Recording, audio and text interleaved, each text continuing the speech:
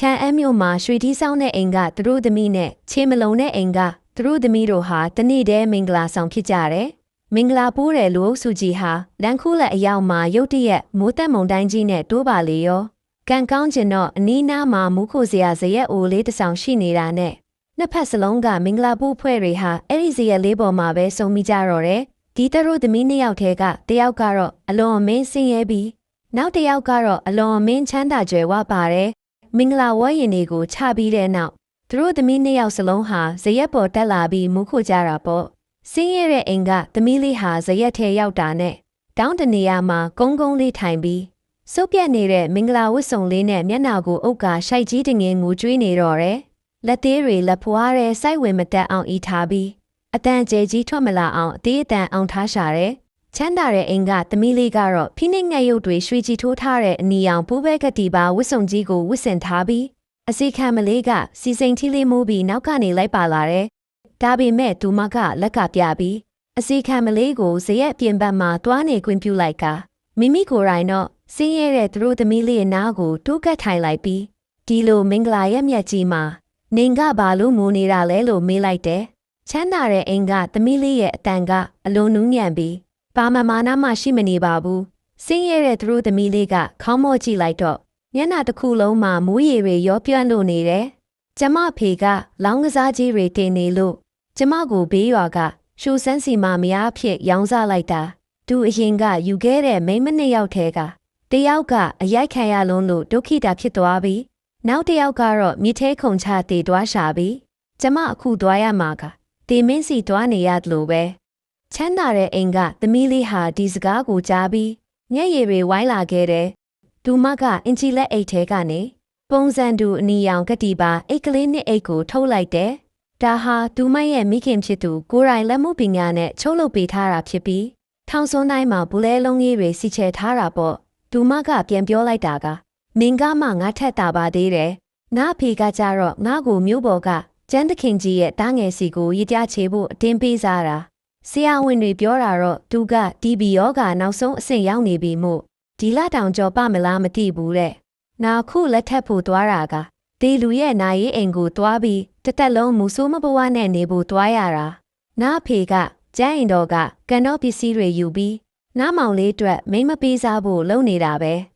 နှစ်ယောက်စလုံးဟာရင်ဖွင့်ရင်းနဲ့လောင်စာစီတဝက်လောက်ကုံဆုံးသွားတဲ့အထိတိုင်ပင်ကိုကျွေးနေကြတော့တယ်မိုးကလည်းတီးထန်စွာရွာသုံးမြဲရွာ30ပေါ့ချမ်းရီလာတဲ့အချိန်မှာပဲချမ်းသာတဲ့အိမ်ကသမီးလေးဟာရုတ်တရက်အိတ်ကလေးကိုချစ်ချစ်ပါအောင်စုပ်ကိုင်ရင်းညံဝင်းတွေတောက်ပလာပြီးဒါဆိုရိုးနှစ်ယောက်မင်္ဂလာဝတ်ဆောင်ခြင်းလဲကြမလားနင်ကကျန်းရင်တော်ကိုတွားနာကရှူစန်းစီတွားမယ်နင်ဘဝကတနာစရာကောင်းတယ်ကျန်းရင်တော်ကချမ်းသာတော့တကယ်လို့ကျန်းသခင်လေးတည်ဆုံးသွားရင်တောင်နင်ကအမွေနဲ့အချို့ရရှိနိုင်ပြီးတနည်းအားမှာအခြေချကအေးချမ်းချမ်းနေထိုင်သွားလို့ရတယ်နားမှာကတော့ငွေကြီးတွေရှိတယ်ဒီအိတ်နဲ့အိတ်ထဲမှာရွှေပြားအစိတ်စီရှိနေတာတကယ်လို့ရှိုစန်းကနားကိုရိုက်နှက်ဖို့ကြံစီရင်နားကဒီငွေတွေနဲ့ထွက်ပြေးမှာပေါ့ဘယ်သူမှငါ့ကိုတားနိုင်မှာမဟုတ်ဘူးဆင်းရဲတဲ့သူတို့သမီးလေးဟာအလွန်အမဲအံ့ဩသွားပြီးလက်ကိုခါရမ်းကမဖြစ်ဘူးဒါကရာဇဝတ်မှုကြီးပဲဘယ်သူမှသိမှာမဟုတ်ပါဘူးချမ်းသာတဲ့အိမ်ကသမီးလေးကပြောရင်းနဲ့ပဲသူမရဲ့မင်္ဂလာဝတ်ဆောင်ကျဲတီးတွေကိုစတင်ဖြုတ်လိုက်တော့တယ်တို့နှစ်ယောက်စလုံးကမျက်နှာကိုအနီရောင်ပူဆိုးစက်နဲ့အုပ်ထားရမှာမင်္ဂလာပိုးတဲ့သူတွေကလည်းဝတ်ရင်ကိုပဲကြည်တာလူကိုကြည်တာမဟုတ်ဘူးမင်္ဂလာဦးခန်းနာပြီးလို့နေမရခန်းနဲ့ရောက်တဲ့အခါသူတို့တွေတီးသွားရင်တော့အခြေအနေကပြင်မရတော့ဘူးလေတကယ်လို့အခုမလဲရင်တို့နှစ်ယောက်စလုံးဒီနေ့တည်ကြရမှာလဲလိုက်ရင်တော့နှစ်ယောက်စလုံးအသက်ရှင်ဖို့လမ်းဆက်ရှိလာနိုင်တာပေါ့ဆင်းရဲတဲ့သူတို့သမီးလေးဟာချမ်းသာတဲ့အိမ်ကသမီးလေးရဲ့ပြတ်သားတဲ့မျက်ဝန်းတွေကိုကြည့်ပြီး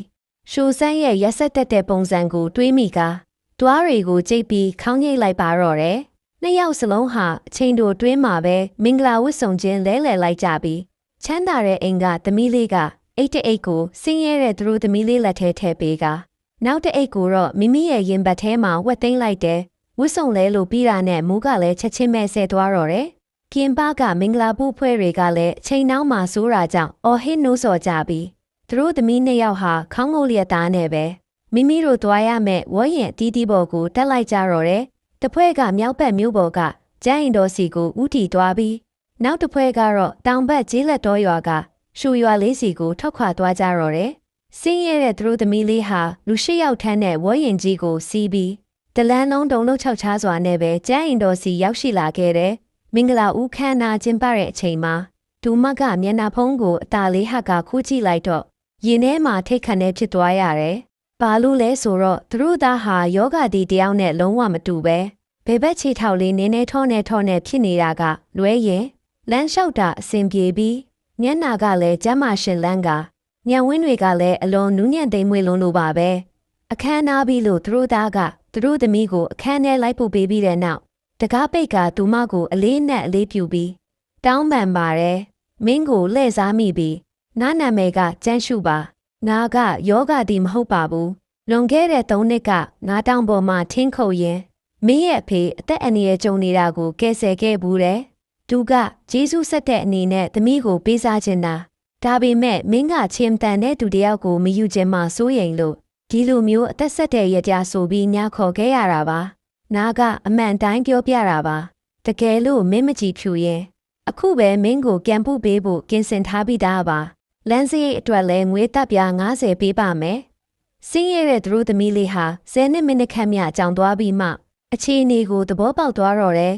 ဒူမကကုတင်ပေါ်မှာထိုင်ချလိုက်ပြီးမိမိတို့ဝစ်စုံလဲခဲ့တဲ့အကြောင်းစုံကိုအစအဆုံးအမှန်တိုင်းပြောပြလိုက်တာပေါ့ကျန်းရှုဟာဒီစကားကိုကြားပြီးအလွန်အမင်းထိတ်လန့်သွားသလိုရင်ထဲမှာလဲတနာကယူနာတက်မိသွားတယ်အဲ့ဒီသူတို့သမီးလေးကအလွန်မိုင်မဲတာပဲရှူဆန်းဆိုတာလူမိုက်စစ်ကြီးပဲသူစီတွားရင်တော့ဒုက္ခရောက်တော့မှာပဲငါခုပဲလူလွတ်ပြီးရှူရွာကနေသူ့ကိုတွားခေါ်ခိုင်းလိုက်မယ်မတွားပါနဲ့အောင်စင်းရဲတဲ့သူတို့သမီးလေးကသူ့ကိုလမ်းနာလိုက်ပြီးဒူမန်ခတတိရှိတွားရဲတဲ့ဆိုကြဲက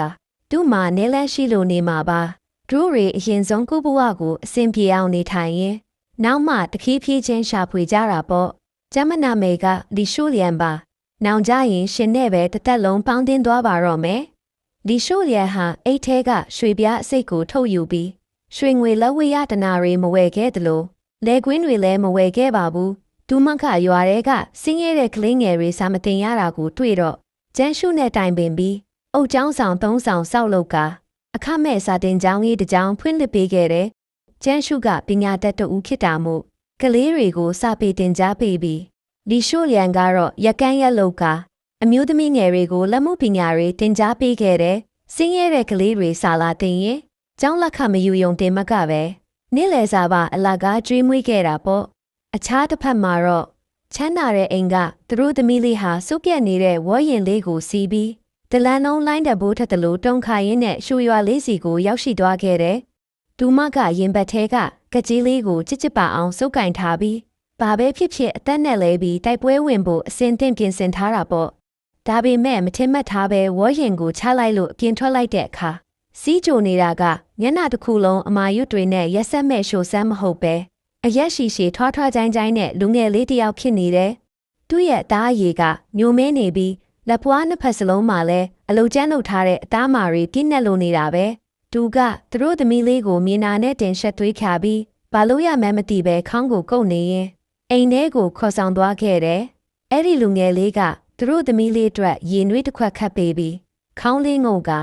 တောင်းပန်ပါတယ်ကျွန်တော်ကရှိုဆန်းမဟုတ်ပါဘူးကျွန်တော်နာမည်ကဝမ်မူးလို့ခေါ်ပါတယ်လက်သမားတစ်ယောက်ပါရှိုဆန်းကကျွန်တော်အဖေရဲ့ကျွေးရှင်မှုသူကကျွန်တော်အဖေကိုအတင်းချက်ဖိအားပေးပြီးကျွန်တော်ရဲ့ညီမငယ်လေးကိုသူစီမရဖြစ်ပေးဖို့တောင်းနေတာပါကျွန်တော်အဖေကဘာတက်နိုင်ရှာမှလဲ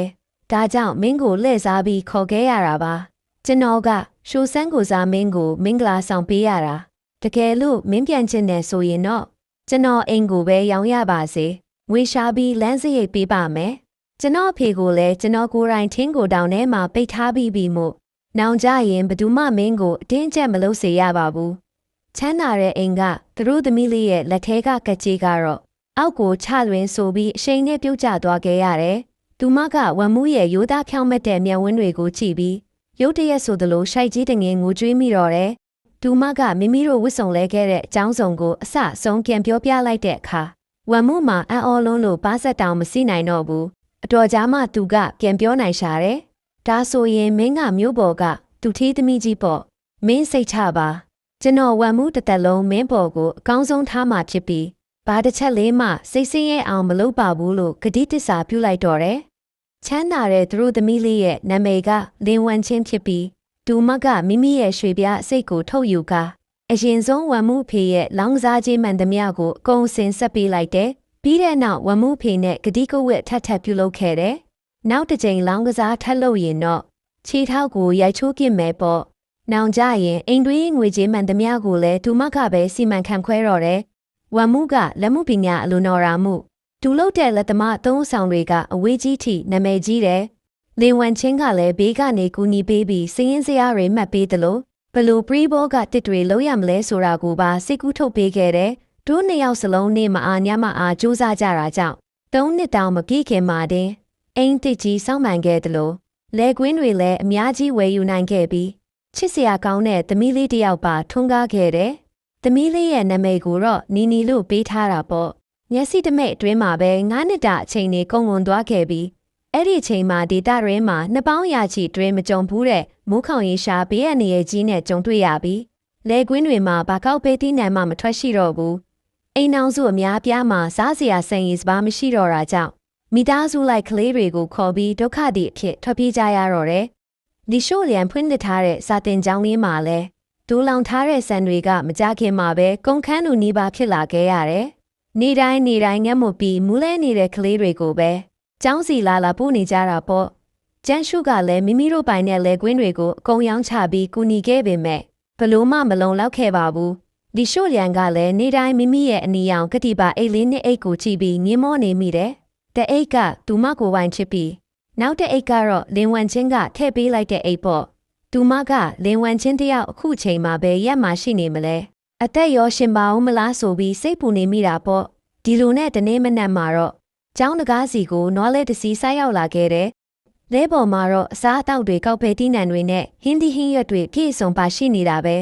ပြီးတော့ကျန်းတဲ့နဲ့အဝတ်စားတွေကိုဝတ်ဆင်ထားတဲ့အမျိုးသမီးတစ်ယောက်နဲ့လက်သမားတစ်ယောက်လဲပေါ်ကဆင်းလာခဲ့ကြတယ်အဲ့ဒီမျိုးသမီးရဲ့ရင်ခွင်ထဲမှာတော့အသက်9နှစ်အရွယ်သမီးလေးတစ်ယောက်ကိုချီပိုးထားပြီးလက်ထဲမှာလည်း9နှစ်10နှစ်အရွယ်သားလေးတစ်ယောက်ကိုတွဲခေါ်ထားတာပေါ့ဒီเจ้าကဆင်းရဲတဲ့ကလေးတွေကိုအခမဲ့ကျွေးမွေးရဲလို့ကြားလို့ကျမတို့ကတက်နိုင်တဲ့လောက်လာရောက်လူရမ်းတာပါအဲ့ဒီမျိုးသမီးရဲ့အတန်ကိုကြားရတာအလွန်အမင်းရင်းနှီးနေတာကြောင့်ဒီရှို့လျံကချက်ချင်းမဲ့အပြင်ကိုပြေးထွက်လာခဲ့မိတယ်မျက်လုံးချင်းစုံမိတဲ့အခိုက်အတန့်မှာတင်နှစ်ယောက်သားဆွန့်သွားကြရတယ်လေရင်လေးဝေမှာအမျိုးသမီးရဲ့စံပင်လေးတွေဖဲခွာသွားတဲ့အခါနားရွက်နားကတင်းငယ်လာတဲ့အမာယူလေးထွက်ပေါ်လာခဲ့ပြီးဒါဟာအတိတ်တုန်းကဇရက်အိုလေးပေါ်မှာဝစ်ဆုံလဲခဲ့တဲ့လင်ဝမ်ချင်းအမှန်ကန်ပါပဲအမျိုးသမီးနှစ်ယောက်ဟာဖက်လဲတကင်းနဲ့ငိုကြွေးကြရင်နှစ်ပေါင်းများစွာကြာအောင်ကွဲကွာနေခဲ့ရတဲ့ဘဝတွေ့ကြုံတွေကိုရင်ဖွင့်ကြတော့တယ်ဒီချိန်မှာပဲကျန်းရှုကအိမ်ငယ်ကထောနဲ့နဲ့ထွက်လာပြီးကူညီဖို့ကင်းစင်နေစင်မှာတင်ဝမ်မှုကသူ့ရဲ့မျက်နှာကိုမြေနာနဲ့တကိုယ်လုံးတုံလှုပ်သွားပြီးလက်ထဲကစမ်းအိတ်ကြီးမြေပြင်ပေါ်ကိုဖုံးခနဲပြုတ်ကျသွားခဲ့ရတယ်သူကကျန်းရှုစီအပြေးလွှာသွားပြီးလက်မောင်းကိုစုပ်ကင်ကတုံရီလာတဲ့အတန်နဲ့အကိုမင်းကကျွန်တော်ရဲ့အကိုကြီးဝမ်ရှုမဟုတ်လားမင်းရဲ့လည်းပဲနောက်ပတ်မှာလက်ချမ်းပုံစံမာရွရှိတယ်မလားလို့အော်မေးလိုက်တယ်ကျန်းရှုလည်းစွန့်သွားရပြီးသူ့ရဲ့အင်ဂျီကောလာကိုအသာလေးဟပြလိုက်တဲ့အခါလက်ချမ်းပုံစံအမာယုကထင်ထင်ရှားရှားထွက်ပေါ်လာခဲ့တယ်တကယ်တော့ကျန်းရှုရဲ့နာမည်ရင်းကဝမ်ရှုဖြစ်ပြီးဝမ်မှုနဲ့ကညီကိုအရင်ခောက်တွေဖြစ်ကြတာပါ10နှစ်အစောပိုင်းတုန်းကဇာတိရွာမှာရေကြီးရေရှမ်းမှုတွေဖြစ်ပွားခဲ့လို့ညီကို2ယောက်ရေထဲမျောပြီးကွဲကွာသွားခဲ့ကြတာဝမ်ရှုကိုတော့ကျန်းမျိုးနဲ့ဖိုးဟိုတူကကဲဆယ်ခဲ့လို့ကျန်းဆိုတဲ့မျိုးနွယ်မိကိုခံယူပြီးဒီမှာအခြေချနေထိုင်ခဲ့တာဖြစ်ပြီးဝမ်မှုကတော့အဖေနဲ့အတူတောင်ဘက်ရှိုရွာလေးစီရောက်ရှိသွားခဲ့တာဖြစ်တယ်နှစ်ပေါင်းများစွာကြာအောင်တယောက်ကိုတယောက်အသေးအတန်ရှာဖွေခဲ့ကြပေမဲ့မထင်မှတ်ပဲဒီလိုနေလန့်မျိုးနဲ့ပြန်လဲဆုံတွေ့ကြရလိမ့်မယ်လို့ဘယ်သူမှတွေးမထားခဲ့မိဘူးနောက်ပိုင်းမှာတော့မိသားစုနှစ်စုစလုံးဟာတသားတည်းဖြစ်သွားကြပြီးဝမ်မှုကသူ့ရဲ့လက်သမားအလုပ်ယုံကိုဒီရက်စီပြောင်းရှေ့ကကျောင်းကကလေးကြီးတွေကိုလည်းလက်မှုပညာတွေသင်ကြားပေးခဲ့တယ်လင်ဝမ်ချင်းကတော့စာသင်ကျောင်းရဲ့စီးရင်စရာနဲ့စားတောက်ရေးမှန်သမျှကိုတာဝန်ယူစီမံပေးခဲ့ပြီးဝမ်ရှုခေါ်ချန်ရှုကတော့ကလေးတွေကိုစာပေတွေဆက်လက်သင်ကြားပေးခဲ့တာပေါ့ဒီရှို့လျံကတော့အမျိုးသမီးငယ်တွေကိုရက်ကန်းလုပ်ငန်းတွေသင်ကြားပေးပြီး စာတင်ကျောင်းလေးကိုအရင်ကထက်ပိုမိုကြီးကျယ်အောင်ချဲ့ထွင်ဖွင့်လှစ်ပေးခဲ့ကြတယ်။နှစ်ပေါင်းများစွာကြာမြင့်သွားတဲ့အခါကျောင်းတော်ကကလေးငယ်တွေဟာအရွယ်ရောက်ကုန်ကြပြီးအချို့ကလက်သမားအချို့ကဆရာအချို့ကတော့ကုန်တီကြီးတွေဖြစ်ကုန်ကြပြီးသူတို့တွေပဲရက်တွေတက်စီပဲရောက်အတိတ်တုန်းကစာတင်ကျောင်းလေးမှာတောက်ခဲ့ရတဲ့ပူနွေးလာတဲ့စံပြုတ်တစ်ခွက်ရဲ့ကျေးဇူးတရားကိုတော့ဘယ်တော့မှမမေ့ကြသလိုအနီရောင်ကတိပါအိတ်လေးနဲ့အိတ်နဲ့ဘဝကံကြမ္မာကိုပြောင်းလဲဖြစ်ခဲ့တဲ့စိတ်ထားမြင့်မြတ်တဲ့အမျိုးသမီးနှစ်ယောက်ကိုလည်းအမြဲတမ်းအမှတ်ရနေကြပါတော့တယ်